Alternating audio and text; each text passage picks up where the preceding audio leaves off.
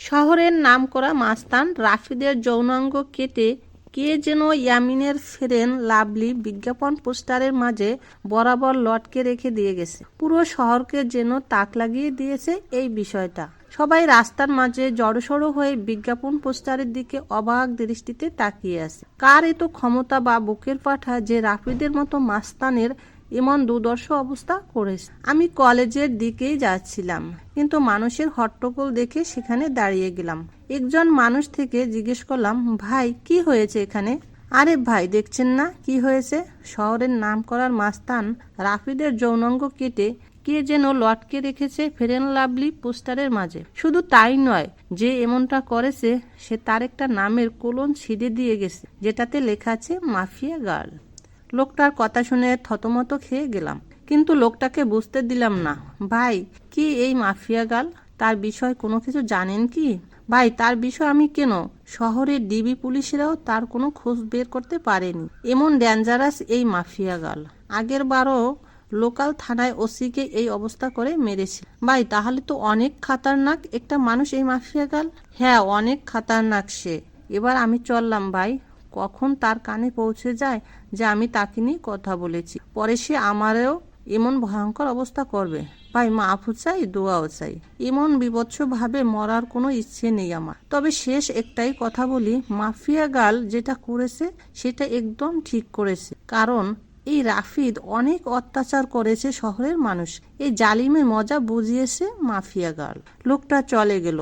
আমি এখনো সেখানে দাঁড়িয়ে আছি। আমার মাথায় খালি একটা জিনিস এই ঘুরপাক খাচ্ছে, যে এমনটা করেছে তার আসলেই অনেক বড় বুকের পাঠা। কে এই মাফিয়া গার্ল? না, এই মাফিয়া গার্লের সাথে আমি দেখা করব। তখনই কলেজ ফ্রেন্ড শামীম ফোন দিল। কিরে বেটা, তুই কই রে? তাড়াতাড়ি কলেজে আয়। কেন, কি হয়েছে? তুই কি রাফিদের বিষয় কিছু শুনিসনি? হ্যাঁ, শুনেছি, আর আমি তো সেখানেই দাঁড়িয়ে আছি। বাপরে, কি কলিজা মাফিয়া গার্লের! এমন নাম করা নেতাকে সে এইভাবে কেলিয়ে দিল। আমার তো ভাবতেই অবাক লাগছে। আচ্ছা, তুই তাড়াতাড়ি কলেজে আয়। কলেজেও এসব নিয়ে তোলপাড় চলছে, কারণ রাফিদ কলেজ নেতা ছিল। আচ্ছা, আমি আসছি, তুই একটু দাঁড়া। ফোন রেখে দিয়ে কলেজের উদ্দেশ্যে রওনা হলাম। মাথায় এখনো মাফিয়া গার্লের বিষয়টা ঘোরপাক খাচ্ছে। মাফিয়া গার্লকে নিয়ে ভাবতে ভাবতে কলেজে চলে গেলাম। কলেজে পৌঁছাতেই দেখি শামীম কলেজের গেটে দাঁড়িয়ে আছে। যাক, তুই এসেছিস, কিন্তু আজ নাকি ক্লাস হবে না রাফিদের বিষয়টার জন্য। কি এক আতঙ্ক লাগিয়ে দিল মাফিয়া গার্ল! আল্লাহ, হরে সেই রকমের আতঙ্ক ছড়িয়ে দিয়েছে মাফিয়া গার্ল। তবে একদিকে ভালোই হয়েছে, রাফিদের মতন জানোয়ারকে সেই সাইজ করেছে।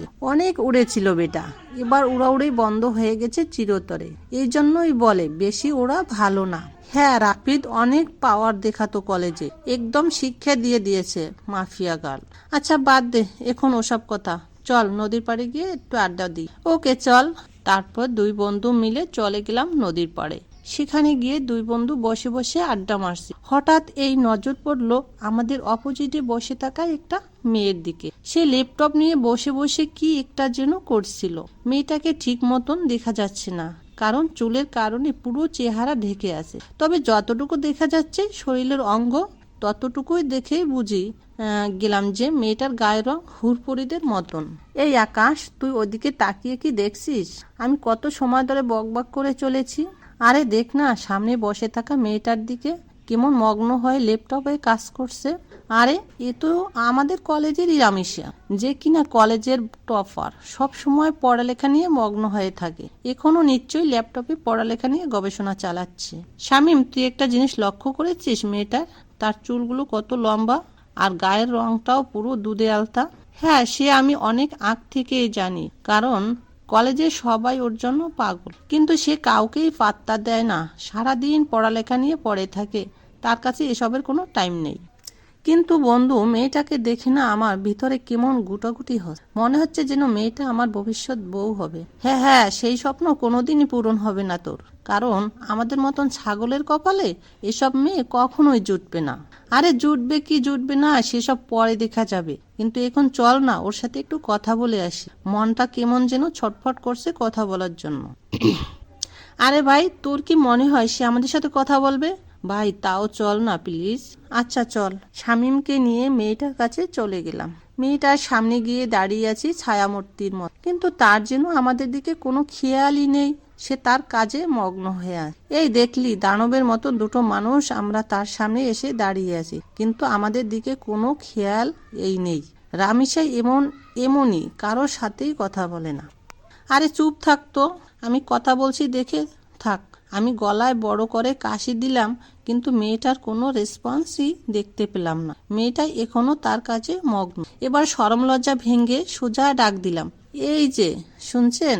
মেয়েটা আমার ডাক শুনে ল্যাপটপ থেকে মাথা তুলে তাকালো। এতটা সময় মেয়েটার চেহারা দেখা যাচ্ছিল না, কিন্তু এখন সে আমাদের দিকে তাকানোয় পুরো স্পষ্ট দেখা যাচ্ছে চেহারা। মেয়েটাকে দেখে পুরো শরীর ঠান্ডা হয়ে গেল আমার। ও আল্লাহ, এটা তো মেয়ে না, এটা তো পরি পালক থেকে ভুল করে নেমে আসা কোনো এক হুড়পড়ি।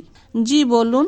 আমি মেয়েটার দিকে চোখ বড় বড় করে তাকিয়ে আছি। আমার তো পুরো দুনিয়াদারি যেন নিমিষেই থমকে গেল। আমি চুপচাপ তাকিয়ে আছি মেয়েটার দিক। তখনই সাইড থেকে শামীম ধাক্কা দিয়ে বলল, আরে আকাশ, তুই কোথায় হারিয়ে গেলি? হ্যাঁ? শামীমের কথায় হুঁশ ফিরে আসল। না না, আমি এখানেই আছি, কোথাও হারাইনি। না হারালে বোবার মতো ওর দিকে ড্যাব ড্যাব করে তাকিয়ে আছিস যে? শামীম কথা শেষ না করতেই পাশ থেকে মেয়েটা আবার বলে উঠল, জি কিছু বলবেন কি? না না, কিছু বলবো না, আপনাকে শুধু চেয়ে চেয়ে দেখব। মানে বুঝলাম না। আরে মানে আপনার সাথে একটু কথা বলতে চাই। জি বলুন। বললাম তো, আপনার পাশে কি একটু বসা যাবে? আগে পাশে বসে কি করবেন? কি বলতে এসেছেন সেটা বলেন, প্লিজ চলে যান। আমি এখন পড়া নিয়ে একটু বিজি আছি। আচ্ছা থাক, তাহলে অন্য একদিন বলবো। আচ্ছা। মেয়েটা আবার ল্যাপটপে মাথা গুজে দিল, আর আমি বোকার মতন সেখানে ঠায় দাঁড়িয়ে আছি। আমার যেন ভ্রম কাটছে না। মেয়েটাকে দেখার পর থেকে পুরোপুরি মাতাল হয়ে গেছি আমি। এই আকাশ, চল এবার। না আমি যাব না, তুই যা। মানে কি আকাশ? এখানে দাঁড়িয়ে দাঁড়িয়ে কি করবি শুনি? মেয়েটাকে তাকিয়ে তাকিয়ে দেখবো? আকাশ, তোর মাথা কি খারাপ টারাপ হয়ে গেল নাকি? কি সব আবল তাবল বলছিস হে?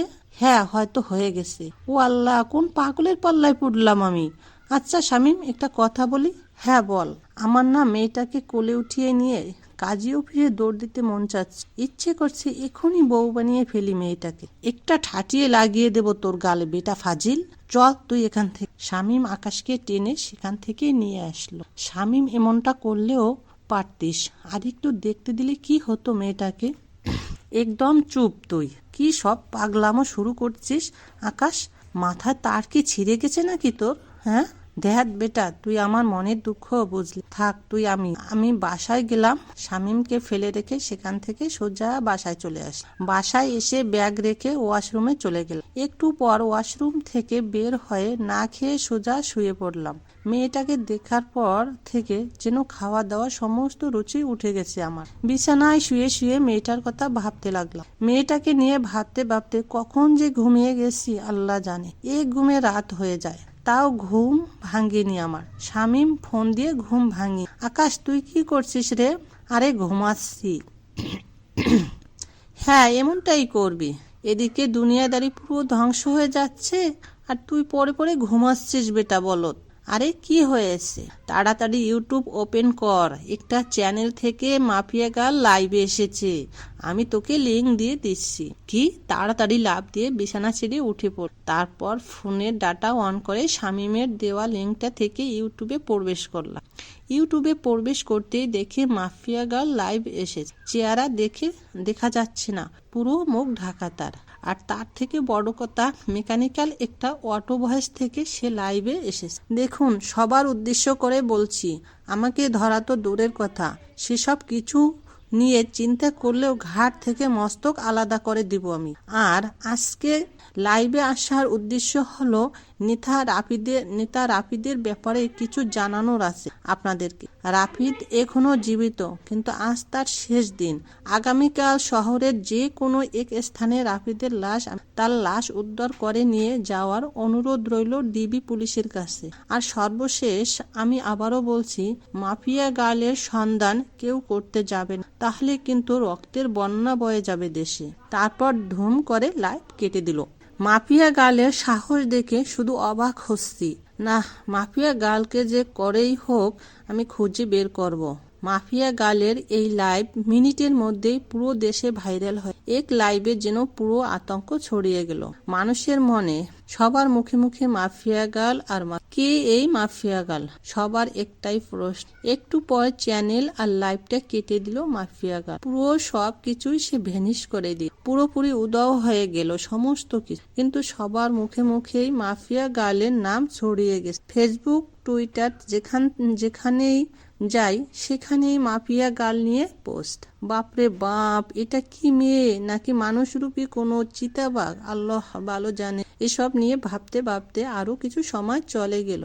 না, এসব নিয়ে এখন আর ভাবা চলবে না, আগে গিয়ে কিছু খেয়ে নি। বিছানা ছেড়ে উঠে পড়লাম, তারপর হাত মুখে পানির ছিটা দিয়ে এসে কিছু খেয়ে নিয়ে আবারও ঘুমিয়ে।